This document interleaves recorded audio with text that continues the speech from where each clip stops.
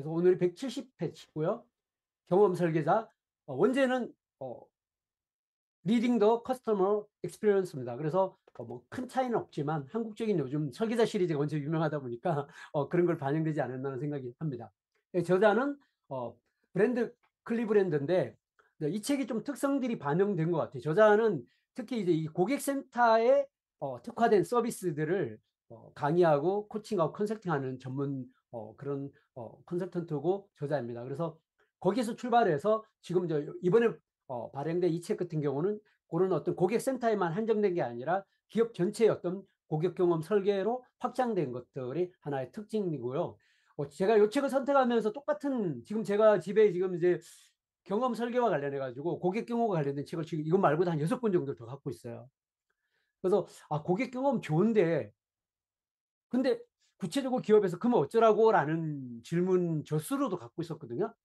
그런 데 비해서 이제 이 경험 설계자는 한 기업에서 전체적인 고객 경험을 어떻게 적용하고 어떻게 운용하고 그게 기업의 결국은 어, ROI와 어떻게 연결되는가라는 관점까지를 확장시켜서 전체적인 프로세스 속에서 그 부분을 균형해내는 것 자체가 이번 제가 전체적인 책을 보면서 되게 공감을 할 수 있었던 부분 같았습니다. 자, 목차는 아까 쭉 보신 5개 파트로 나눠져 있고요. 경험 설계 기반, 경험 설계의 체계화, 경험 설계 프로세스, 그 다음에 브랜드 옹호 문화와 제품 서비스 통합, 그 다음에 지속 가능한 고객 경험 관리, 이렇게 5가지로 구성이 되어 있습니다.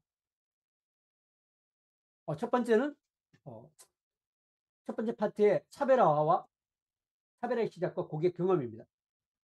우리가 보통 이제 고객 경험이라 이러면 지금까지는 고객 서비스, 고객 만족 이런 용어로 많이 쓰여졌고, 사실 이제 그러한 요소들은 고객이 어떻게 이제 여러 가지 우리가 백화점 같은 경우는 모먼트 투루라 그래서 여러 가지 고객과의 접점들이 처음 백화점에 들어가는 입구부터 해서 백화점 나가는 순간까지 수많은 접점들이 있을 때 그러한 부분들이 그 회사에 근무하는 그 개인들이 개개인이 고객의 접점에서 고객을 만나고 고객과 소통하는 데 좀 더 초점이 맞춰져 있었던 것 같아요. 지금까지 고객 경험이라는 게.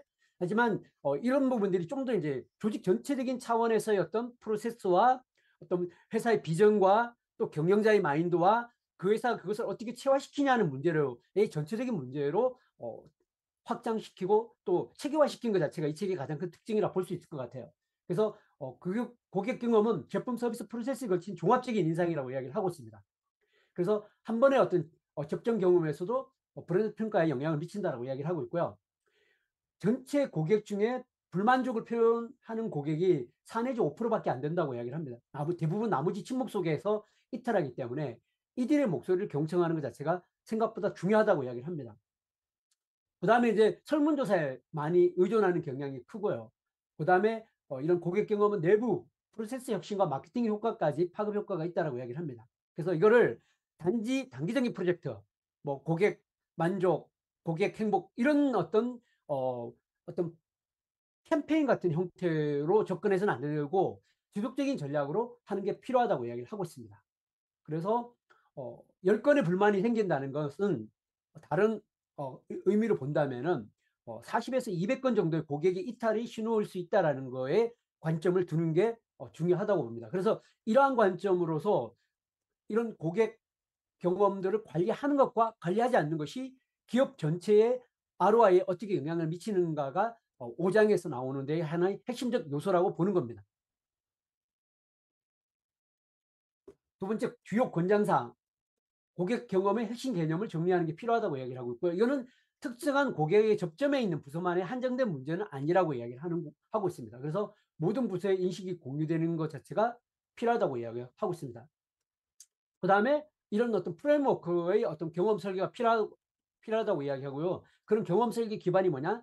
이런 데이터를 기반으로 한 고객 접점을 설계하는 게 필요하다고 이야기를 하고 있습니다. 그리고 특히 이런 고객 경험을 관리하는 관리팀이 구축이 필요하다고 이야기를 하고 있습니다. 그래서 이러한 걸 기반으로서 부서 간의 협업 체계가 형성되는 게 필요하고, 회사 차원에서 명확한 이런 비전과 목표, 명확한 전달 같은 구체적인 이런 목표 수립과 소통 자체가 중요한 요소라고 이야기를 하고 있습니다. 그래서 이런 고객 경험의 핵심적 리더 역할들을 본다면은 어, 데이터 수집뿐만 아니라 전사적인 어떤 그런 고객 경험의 비전을 선포하고 또 부서 간의 협업을 통해서 이런 고객 구매 여정 전체의 관찰하고 통합적인 관점에서 고객 경험을 설계하는 것이 중요하다라고 이야기를 하고 있습니다.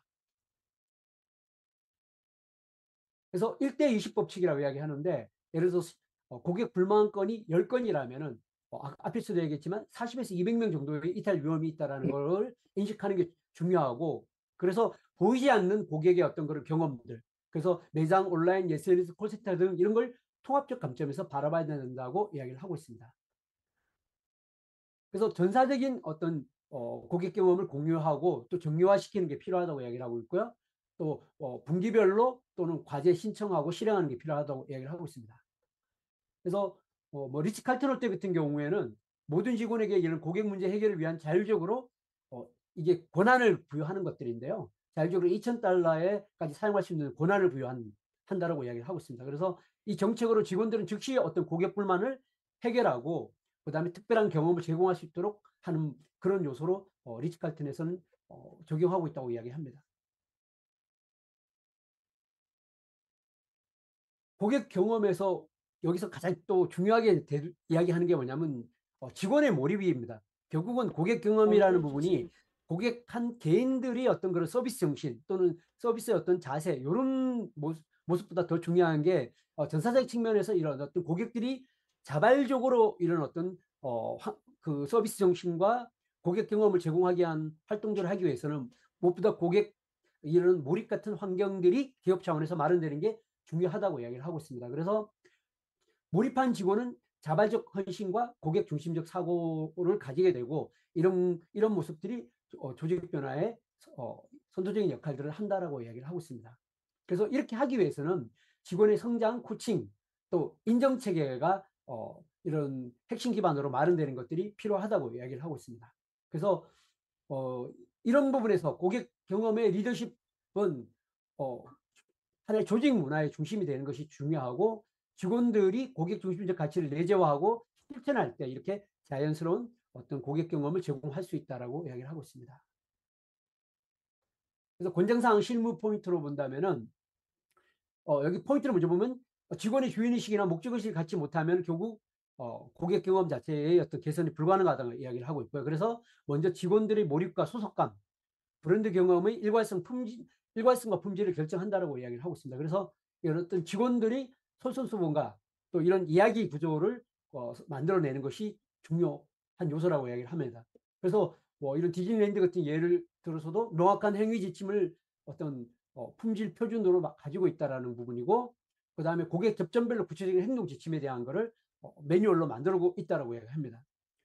그 다음에 이런 고객들을 피드백할 수 있는 다양한 어떤 서베이 방식들, 뭐 펄스 서베이, 스테이 서베이 같은 뭐 이런 구체적인 서베이 방식의 책을 좀 참고해 주시면 좋을 것 같고요.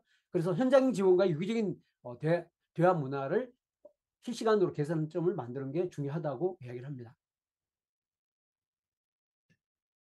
그래서 적용 사례 부분들은 자, 현장 코칭 및 피드백 문화. 그래서 리더가 일선 직원과 함께 뭐 미국에서 그런 경우가 많죠. 뭐 사장이 뭐 각 체인점이나 이런 데 가서 직접 아르바이트생으로 들어가서 직접 체험을 하면서 그 상황을 체크하는, 뭐 미국에서는 그런 우리가 영화도 나와 있고 그렇지만 리더가 일선 직원과 함께 고객 접점에서 참여하여 즉각적인 피드백을 제공하는 이런 부분들에 대한 실시간 현장 코칭 같은 경우도 있고요. 그다음에 뭐 주간 체크 시스템, 이런 미팅을 통해서 도전 과제, 니즈를 공유하는 이런 체크인 문화, 정착 이런 부분도 하나의 어떤 요소라고 이야기를 하고 있습니다. 그리고 이제 부서별로 이런 어떤 명확한 KPI를 설정을 해서 정기적으로 교차 미팅도 필요하다고 얘기를 하고 있습니다. 자, 3장 피드백의 전략적인 활용입니다. 아까 우리 최 교수님 말씀하셨지만 사실 어떻게 보면 이 부분에 대한 전반적인 CX는 어떤 소기업에 대한 기준들은 아니고요. 어느 정도의 규모가 있는 기업들 기준으로 대부분 이제 책이 서술됐지만 이 책에서는 이런 어떤 대기업을 기준으로 고객 경험을 이야기를 하고 있지만 그게 대기업에 한정된 요소는 아니라는 부분들이 책 곳곳에는 그 부분까지 같이 부연적으로 설명되는 내용들이 좀 많이 포함되어 있습니다. 그래서 다양한 축초에 대한 피드백이 필요하다고 이야기를 하고 있고요. 정형적인 것과 비정형적인 것, 특히 설문, SNS 리뷰 같은 경우도 유익게 피드백 받는 요소로 활용하는 게 중요하다고 이야기를 하고 있습니다.